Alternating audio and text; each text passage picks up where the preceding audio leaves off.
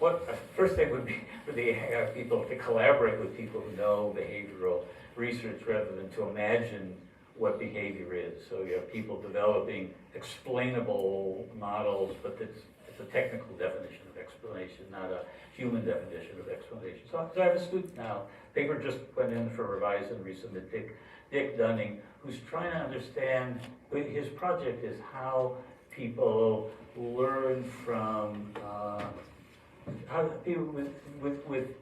people deal with AI advisors at various levels of ability.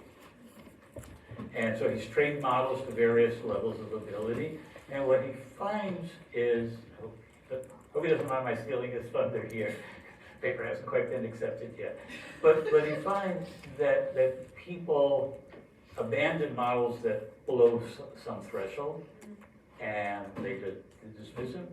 They unthinkingly rely on models that are very good but imperfect, so they don't have that sort of supervisory control system ability to be able to monitor how things are going in and step in when the model reaches its limits, which is one of the promises sometimes made by the vendors of AI.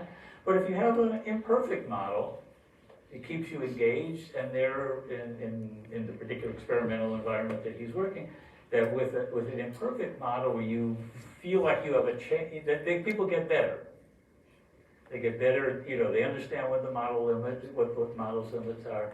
Their own guesses before they hear what the model has to say are better because they've learned something from the model. So we don't know how general this is, but I think that is the kind of study that could be mutually beneficial and could produce perhaps a kind of performance metric that people could use.